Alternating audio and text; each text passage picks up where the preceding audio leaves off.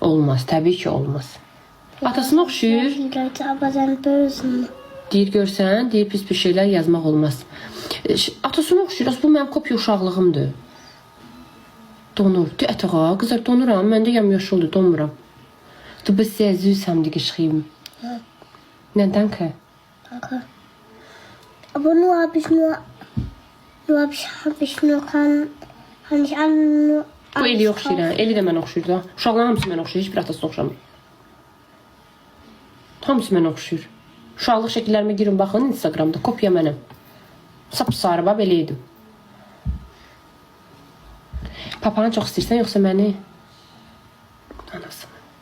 Özə, Daliya da qoruma instinkti var. Az necə qaralmışam, buna bax. Atası üstümə qışqırsın, nəsə eləsin, sırası gedir atasının yanına ki, işin olmasın anamla.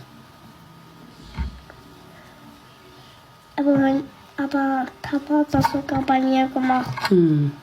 Atası qışqır üstünə ki, olmaz. Da darf man sogar nicht. Olmaz. Söp, daha 5 gündə gedə bilərsən. Sağ ol elə. Küs elə. Get. Xoş getdin, xuda.